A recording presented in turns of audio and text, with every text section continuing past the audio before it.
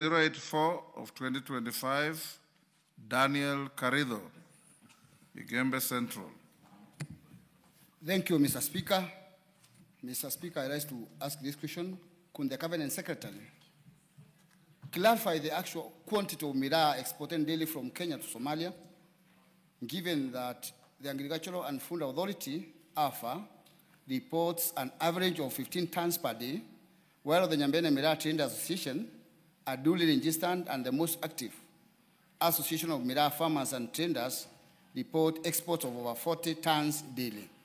Second, explain why official data on miraa export to Somalia remains inconsistent and unreliable despite the continuous export since July 2022, and how this has affected trade negotiations and policy decisions between the two countries.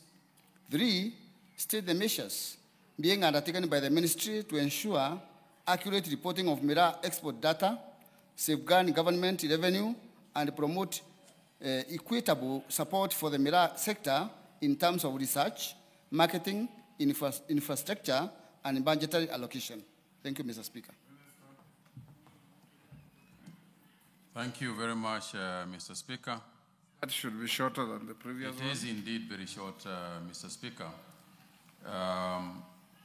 The question, I just need to scroll down, Mr. Speaker, because it was a question that was, there was a question before then, and I need to, yes, Mr. Speaker. Mr. Speaker, let me just open by very quick remarks to say and to inform the House that cat, popularly known as miraa in Kenya, is a major catch crop for Kenya and consumed and used for trade for decades. There are about 110,000 farmers growing cat in about 360,000 acres, benefiting over 1.4 million people who are engaged directly or indirectly in that farming. And Mr. Speaker, the annual production is estimated at about 32,000 metric tons, valued at about 13 billion, based on the prevailing market price of about 400 shillings per kilogram. About 80% or 90% is consumed locally, and the rest is exported to different destinations. Somalia is the main export market and consumes over 95% of the total export volume. Mr. Speaker, on the honorable member's question, the average quantities of miraa exported to Somalia daily, as captured in the AFA Integrated Management Information System, ranges between 13 to 17 tons. That is 13,000 kilograms to 17,000 kilograms, and have annexed it in my report as Annex 1. The volumes exported varies from time to time, since it depends on the orders granted to the exporters by their importers in Somalia. Somalia is the main export market for Kenya miraa, following its ban in European Union and Netherlands in 2021 and 2011 and 2012. Since the opening of the Somali market for Kenyan miraa in July 2022, the country has exported a total of 17 million kilograms by October 2025 of fresh miraa. Mr. Speaker, there is a duplicity in the question, so I'll read the next one, which will answer the first one. In response to the second question, why the official data in miraa exports to Somalia remains inconsistent, the quantities of miraa exported at any particular time or any particular moment by exporters is dependent on market requirements, orders placed by the market, space available on the Kagwe airlines, and produce availability, among others. The ministry, through AFA and other partner government agencies, facilitate trade by issuing required clearance documentation based on the volumes and cleared by miraa exporters. Export data obtained from AFA, Kentrade, is consistent since all the three agencies have their system integrated. The final volume that is airlifted is indicated in their air manifest that remains with the Kenya Civil Aviation Authority. The export and clearances process from farm to aircraft loading is shown in Annex 2.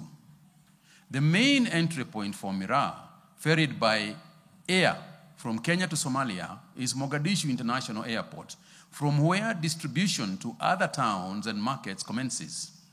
Currently, there is no miraa export to Somalia from Kenya by road or sea that has been recorded since the year 2022.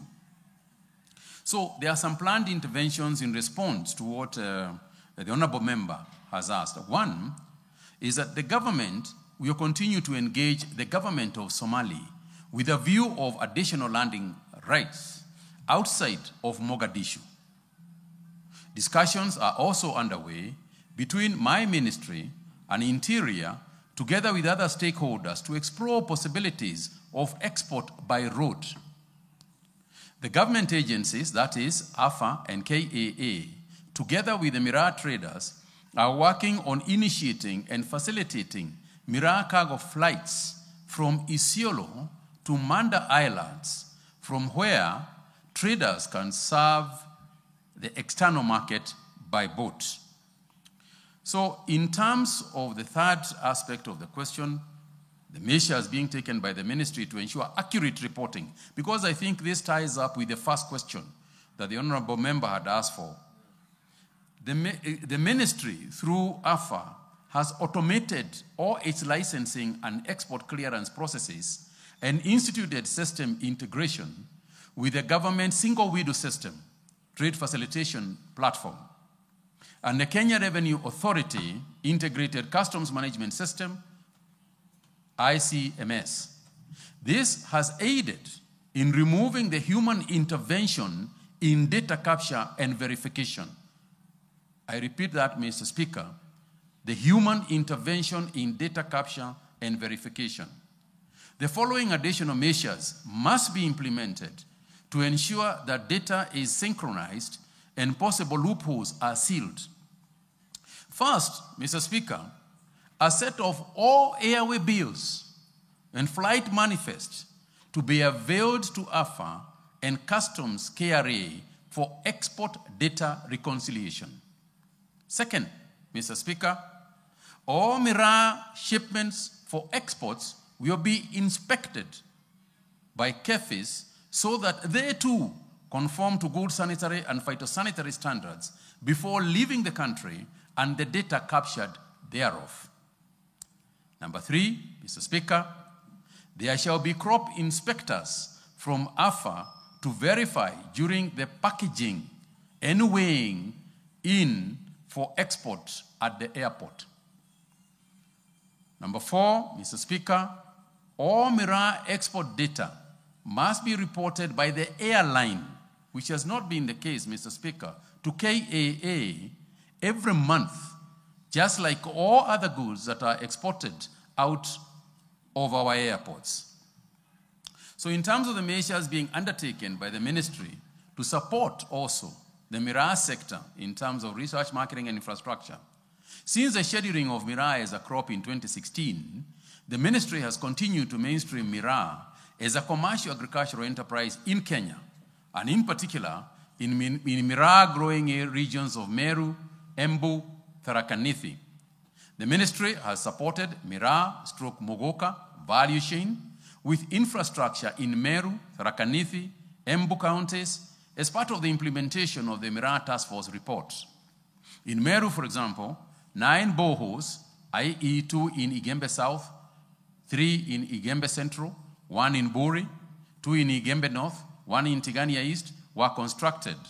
4 small market sheds, 2 in Igembe South, 1 in Igembe Central, and 1 in Igembe North, and 3 market sheds in Igembe Central, in Igembe North, and in Igembe South were indeed done and supported. In Embu, 2 boreholes were constructed, 1 in Bere North, 1 in Bere South, and 5 earth dams, 2 in Bere North and 3 in Bere South, and 6 small market sheds were constructed. In Tharaka Nithi County, earth dams and 2 boreholes were constructed in Tharaka Nithi sub-county. These infrastructures are to address the main challenges of irrigation water to boost production and productivity, and markets to ensure food safety standards are met for local and international markets. The ministry further injected seed capital to the tune of 220 million to miraa farmers cooperative societies in Meru and Embu counties. The ministry established the Miraa Research Institute under the Kenya Agricultural Livestock Research Organization, Act Cap 319, via Gazette Notice number 9365 of 17th of August 2021, to champion research in Miraa value chain. Currently, the institute is housed in Ruiru Coffee Research Institute. The ministry has further spearheaded market access initiatives locally and internationally, for instance, in Israel, Mozambique, Ethiopia, the DRC, and Djibouti. On the issue of budget allocation for development of Miraa sector, the Crops Miraa Regulations 2023 came into force in April 2023, and levies and fees were effected in 2023-2024 financial year. The authority has since collected a total of some 67 million shillings in fees and levies. That is Annex 3 of my report. The revenues collected are utilized in the development and promotion of the Miraa subsector through capacity building, supporting market access, and product development. Notably, part of the revenue generated was utilized in the trade missions in Djibouti, which culminated in the opening of the Djibouti market. Additionally, AFA supports Miraa activities, not only with revenues generated from the crop, but also from revenues generated from other scheduled crops. The government is committed to ensuring that Miraa value chains receives the optimum support and attention required to enhance its production and productivity, as well as market access. Mr. Speaker, I submit. Karitho. Thank you, Mr. Speaker. Mr. Speaker, the questions are not been adequately answered. First and foremost, I want to make it clear to Mr. Waziri that on the issue of the tons that are supplied, they are saying it's 15. Mr. Speaker, we bring more than 50 pickups every day. Every pickup carries more than around 1 ton. And I think the minister needs to have some clarification and report well done, because I think the information he has are not true. 40 pickups, we should be talking about 40 tons, not 13 tons. And we are denying the government revenue, because whoever is taking whatever is top of 15 is not known. Secondly, I want to make it clear to the minister that the research institute, which was started in Meru, not pick up, it's not completed, and there is nothing going on. So there is no research which is complete. Thirdly, the minister said that we have a market in Djibouti, which is not true. We don't have any market. There is no Miraa going to Djibouti from Kenya. All Miraa that goes to Djibouti is from Ethiopia. So we have been denied an opportunity to supply Miraa in Djibouti, and the report says that we are supplying Miraa in Djibouti. And the government revenue was used to establish that market, which is non-existent. So, Mr. Speaker, the report is not clear, and I think the minister should go back and clear these facts and bring a good report and truth about all these issues concerning the Miraa industry. Thank you, Mr. Speaker. Farah, Malim, you note that. Mr. Speaker, I want to draw the attention of the minister to what the National Authority for the Campaign Against Drug Abuse, NACADA, has classified Miraa. The study classifies Miraa Muguka as a drug containing the psychoactive substance cathinone and cathepine, which stimulate the central nervous system. When chewed, it has a euphoric effect. Is the minister aware that this drug is banned in the entire Western world and every other country, including the countries that are our neighbors, Tanzania, and even in Uganda? And if you're found with it in Tanzania, you spend years and years in jail. Why does the government allow a drug to destroy our people and destroy even some of our neighbors? Why can't we have an alternative to Miraa and use those lands and farms for purposes of coffee and tea and other crops that are a benefit to this country and that do not destroy our people?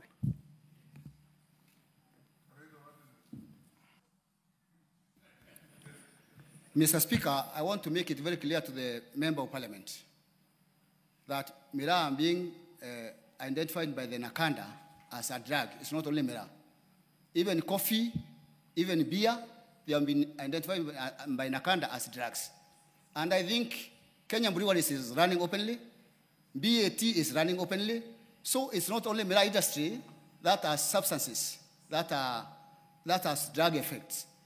In addition to that, Mr. Speaker, the 𝐃𝐜𝐬𝐿 and 𝐾𝐜𝐬𝐿, which is in miraa, is of less effect to human beings than whatever is in tobacco. Minister question, So I want them just to do clarification to the minister, to the Member of Parliament, yes. that to the Member of Parliament that the effect of miraa on human beings are less than those of coffee, tea, and cigarettes. So the miraa is safe, and I think even my friend here, Farah, has been using miraa for very many, many years. Yes, Mr. Speaker, you know Farah is the honourable member is preaching water.